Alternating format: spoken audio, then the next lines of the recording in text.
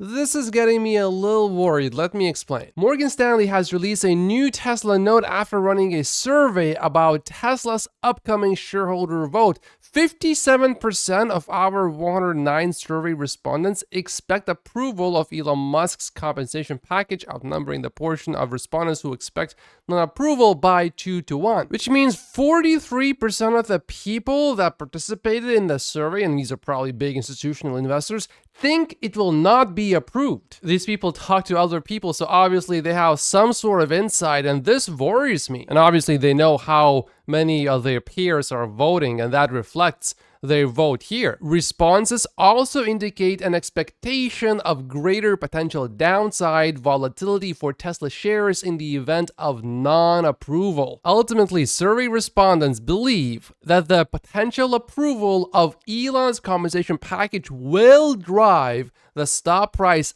up as a result, and conversely, to a greater extent, the potential non-approval will drive the stock price down. I think that is because this is largely viewed as a confidence vote. Do we want Elon Musk to stay or no? Survey respondents who expect a significant negative move, 6-10%, upon non-approval, outnumber those who expect a significant positive move upon approval by more than 2-1. This just means if it's not approved, the stock drops quite a bit. If it's approved, the stock goes up a little bit, but maybe not much. Also, and this is important, if you expect more videos exclusively on Patreon, you are right. I just posted one today. Wait. This is a bit confusing. The majority of respondents, 57%, expect Elon's compensation package to be approved, outnumbering respondents who do not expect approval, 23%. What other options were in the survey? This does not add up to 100%. It makes about as much sense as only 23% of the people watching this being subscribed to this channel. Okay, so here are the questions. Approval highly likely, 16%. Approval somewhat likely, 41%.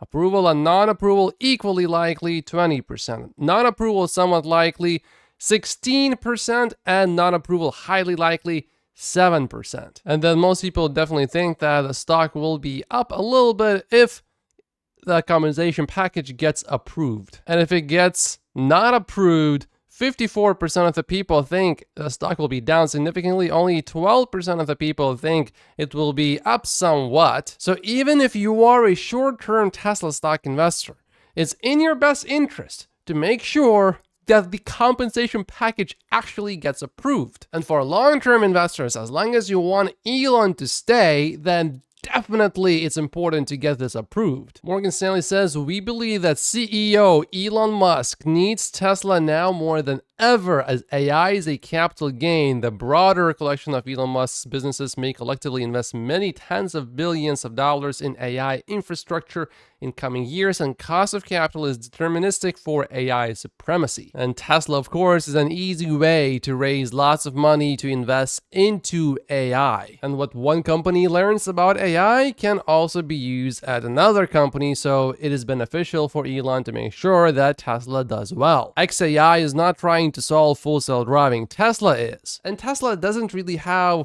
a major interest in developing a large language model like Grok. It would be just simpler if these companies could just work together. I personally would like Grok to be inside of Tesla vehicles and inside of Tesla bots, and Tesla investing into XAI could give it free access to basically put all of the XAI's technologies into Tesla's products for free. Everyone wins then.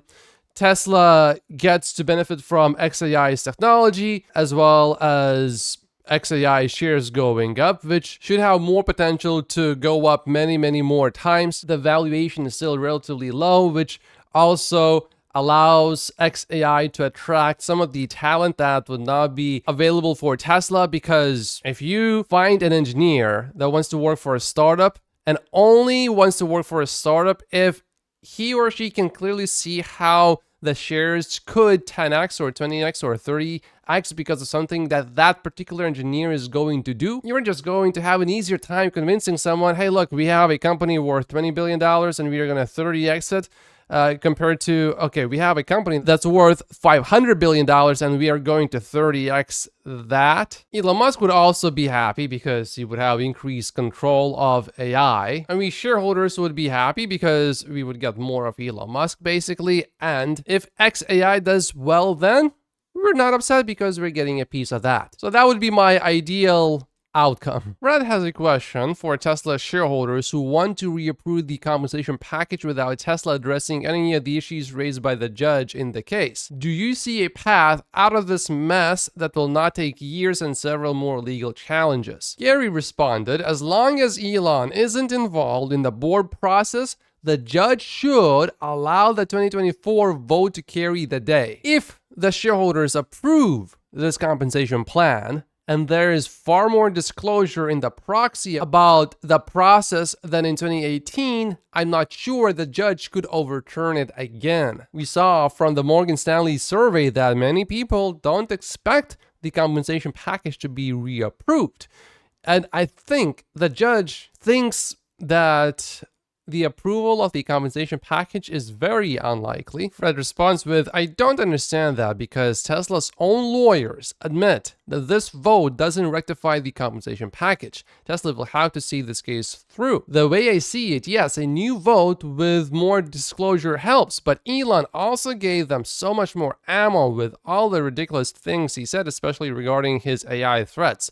Not so ridiculous. I think he means what he says. Elon cannot just go back to the past and undo all the work that he has done for Tesla. This vote is supposed to be just about what happened in the past, and you look at the stock performance and it's incredible since the moment the compensation package was approved. But in practice, it's a vote of confidence.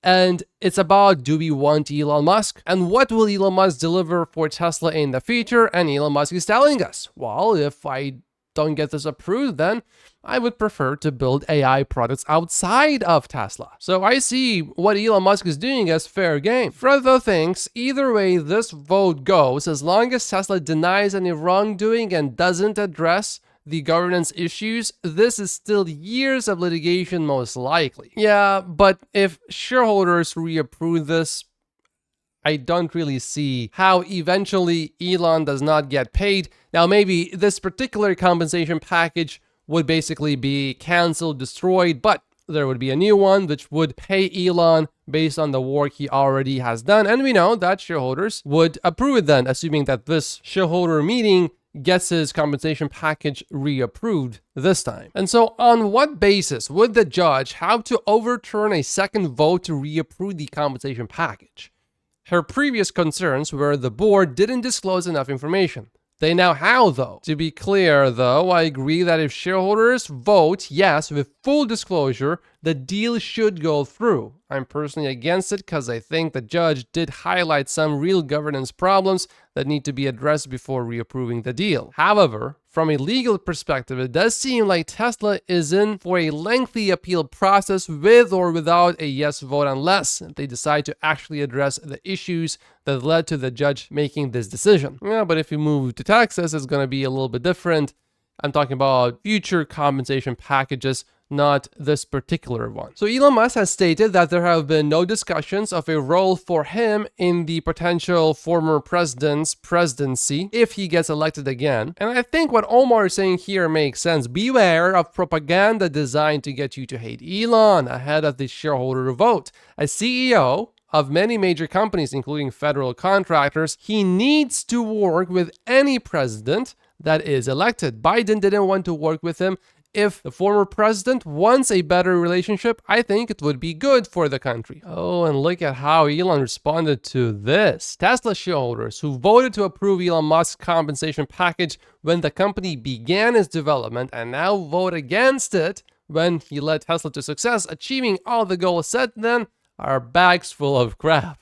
They are oath breaker, says Elon. Elon is definitely upset about this. And I have been following Elon for long enough to know when he's upset, he doesn't just sit back and do nothing and say, karma will take care of it. No, he's the type of guy to sit down, make a plan, and then go along with the plan. In the meantime, more institutions are allowing voting. There's a bank in Spain, there's a bank in Portugal, a bank in Belgium. So vote if you haven't yet. And make sure that your friends vote too. In the meantime, pedestrian deaths reached their highest level in 40 years. There was a 75% increase between 2010 and 2022 to over 20 deaths per day in the US. AJ commented, a lot of people keep telling me you would be leaving Tesla and take the entire AI team with you if you don't get the compensation package approved. I think this is BS, and slowing Tesla's development of FSD down literally leads to loss of human life, something you care a lot about. And Tesla is running these two new paid advertisements on X encouraging Tesla investors to vote for proposals 3 and 4, basically reapproving the compensation package and moving to Texas. And at the same time, Tesla is advertising the Model Y special loan rate of 0.99%, together with Model 3's low lease rate. Well, I saw someone before complaining when Tesla ran an ad just promoting the shareholder vote. If they are promoting this stuff, they should be running ads promoting the cars. Well, here you go. Why not just do both at the same time, says Tesla. Denmark is a tiny country, relatively speaking, but Tesla has reduced the prices of Model 3 and Y in Denmark. The price cuts are up to $5,000 on the Model Y. You can see old prices and new prices here. Generally, a price change in Denmark doesn't mean that anything will happen in all of Europe or in the US or China. So I wouldn't think too much of it, especially keeping in mind that Tesla is not offering low rates in Denmark, unlike in the US or China. Here I translated this page with Google Translate, and yeah, you're gonna pay 5.28%, maybe more. That's quite a bit more than 1% that you can get in the US. Anyway, I'm also seeing predictions saying that Tesla's FSD will first be licensed in China, which at first sounds a bit surprising because FSD obviously will work a little bit better in the US and Canada. But when you start thinking about it, it makes some sense. For the US and European automakers, there's this huge emotional barrier. If they do that, they have to admit, oh, we failed. But the Chinese, it seems to me, they just want to move as fast as possible. The question is, when exactly will FSD go live in China? We know it is going to go live to employees first, and that should happen pretty soon. But when will it go out to regular consumers? We also just learned that in China, single pedal driving will not be allowed. So we could see some maybe extra regulations making FSD's deployment a bit harder in China. AJ thinks that NVIDIA should be thought of as an ally of Tesla, not a foe. If you don't understand this, you don't understand Tesla. This, I think, assumes that Dojo is not really going to work on a large scale. If Dojo truly works, then Tesla and NVIDIA will become less friendly. Tesla Korea is running a special promotion. You get $1,800 off, but you have to be a Tesla employee or a family member of a Tesla employee, and it's only for Model 3s with a white interior. And you have to take delivery basically before the quarter ends. Did they make too many white interiors for this specific market? Oof. Tesla files a recall of 125,000 US vehicles, needs reports. It's over a malfunction of its seatbelt warning system, but Tesla will release an over-the-air software update to fix the issue. It would be nice if Walter added this to his post, because this is a non-issue. It's incredible that the media needs to get away with calling these software updates recalls. Feels highly illegal. Speaking of crime, you can now get arrested by police in Cybertrucks. This is pretty cool. There's another big wave of Cybertruck reservation invites going out, and some people are wondering, well, if I refuse to take this foundation serious, do I lose my reservation spot? I mean, my spot in the reservation queue? Well, for your information, if you receive an invitation from Tesla to order a foundation series Cybertruck but don't want that trim, you can simply ignore the invitation. you won't lose your spot in the reservation queue. Just wait for the less expensive Cybertruck to come out. Now, Sawyer is just speculating based on his experience, but someone seems to have called a Tesla rep and was told the exact same thing. It seems like Tesla will offer a Cybertruck Foundation series to everyone on the reservation list. It is now officially confirmed that supercharger access for GM vehicles and Polestar vehicles has been delayed. For Polestar is delayed at least until the summer, and GM, which was originally expected to gain access in February, has also confirmed a delay in the availability of their NACS adapters. AJ though thinks in Polestar's case it likely won't matter because it appears the company will go down soon whether they have supercharger access or not. The company still hasn't produced 20F filings, which of course is a monumental red flag. Oh, EU delays decision on Chinese EV tariffs to focus on European Parliament elections. The Chinese, though, already increased tariffs on Europeans, expecting that the Europeans would probably do something about these Chinese vehicles in Europe. The European Union was supposed to announce something on June 5th, but that is not going to happen anymore, but it shouldn't be delayed by that much. The elections are between June 6th and 9th, so it could actually be moved to June 10th. Oh, Rivian CEO warns that Rivian's Q2 numbers will be messy. So the numbers will be bad and likely there will be many one-offs. AJ believes that Rivian, just like the last time, will sell off upon earnings announcement. Market will be yet again sticker shocked by the bad numbers, and Rivian's capital need will become all the more obvious. AJ doubles down. It's funny how people trust a CEO who created the largest ever losses of any automaker anywhere. It's all in the financials for anyone to see. It's crazy. You can see the accumulated deficit right here, $20 billion. And it's reflected in the stock price. Jeep is trying, and I applaud them for that. Jeep has fully unveiled the 2024 Wagoneer S, their first global battery electric vehicle. The launch edition price is $72,000. The range is 300 miles, 0 to 60, 3.4 seconds. The first deliveries start in 2024. Currently, if you want a really big EV, you don't really have many options, so I like this. I thought it had 3 rows, but no, it only has 2. But how does it compare to a Model X? Well, you can either pay $72,000 for this Jeep or get a Model X for $63,990 and still qualify for the $7,500 credit, by the way, with better range, 335 miles, higher efficiency, faster charging. You can actually have a 3rd row, certainly better infotainment, and you have an option to get FSD. It also comes standard with autopilot. It's also proven to be extremely safe, and you also get the doors, although for some that's a negative. I personally like them, although my friend has a Model X, and every time I get in his car, I find it's a bit slow to get in the car because it takes such a long time for the doors to open. I mean, it's not really that long, but it's just faster if you could just open a regular door and get in the vehicle instead of waiting for the doors to go up and then waiting for the doors to come down. But it is a spectacle every time. So this is where my tax dollars go. Transport Canada has now confirmed this, issuing an OTA recall for 109,000 Tesla cars to change the park, brake, and ABS icons from words to symbols as they were originally. And I kid you not, they actually say this is a safety risk. Wow, obviously one of these is extremely dangerous to drivers. I mean, one says ABS and the other one says ABS. One says brake and the other one says brake, but in smaller letters. So Canada gets the old icons and the US is getting the new icons. And the US regulators dared to call it a recall. So it needs a recall saying the icons were too wrong. Now Canada's recalling the new icons. NHTSA wanted because they are actually harder to read and make the car less safe. So if I understand correctly, we Canadians are getting this and you guys in America are getting this. But what if I take my Model 3 and drive across the border?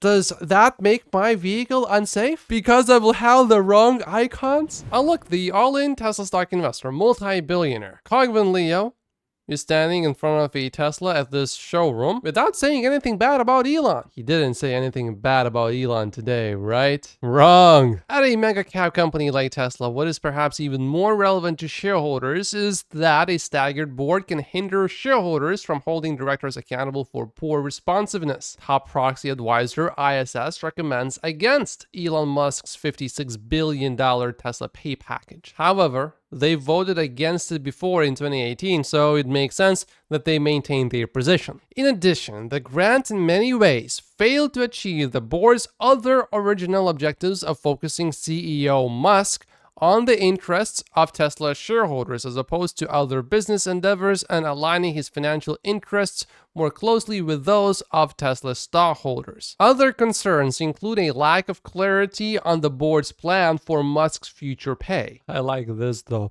It's a very interesting case for Tesla given it is the most widely held stock globally by retail investors who frankly don't give a hoot about what ISS tells them to do, said a global market strategist. Oh, and this gives us some insight into how the voting is going. A report by eToro earlier this month showed that votes had been exercised on around a quarter of all Tesla shares held by users of the trading platforms. Only a quarter, that's not many. With more than 80% voting in favor of Musk's pay package. So people are voting for, but not many people. But we know that institutions are going to vote. They have to, but for retail Tesla stockholders, it's, are you going to vote? Can you vote? If anybody is going to buck the trend of what proxy advisors say, it's going to be Tesla. The vote is a real test case for the power of retail investors. So if the turnout is low, probably it's not going to go through, but if the turnout is actually really high, there's a good chance that Elon's compensation package will be approved because retail Tesla stockholders are voting in favor of Elon's compensation package. And here's another bank, this time in Finland, that allows you to vote. It is healthy to vote. Also, Tesla released this new update showing the health of your cabin filter. I didn't even know this existed, so it's pretty cool. Uh-oh, Kia Niro EV recalled over potential fire risk. This is a good reason to get yourself a Tesla instead of a Kia. And I just posted another exclusive video on Patreon, server breaking news. I also posted a video yesterday, a day before that, and a day before that, and a day before that. So if you're not on Patreon, you are missing out. By joining Patreon, you will have access to all of my exclusive videos on Patreon, as well as how much I am willing to pay for each Tesla share between 2024 and 2033. If you join the investor tier, you will also have access to my valuation model, where you will see all of my assumptions, including deliveries, the energy business, Tesla's future businesses like FSD, and of course much more. And then if you want to easily download that and put in your own numbers, then this third tier is for you. To all of my Patreon supporters, thank you so much. Make sure to like the video and subscribe if you haven't yet as well. It's really important to like the videos because that makes it less likely that the channel will be shadow banned later, like my other big channel got shadow banned before from about 50% of my regular viewers. Also remember that tomorrow there's not going to be a news-based video on this channel for the latest news tomorrow. Check out the Clips channel. I will do a live stream on that channel tomorrow.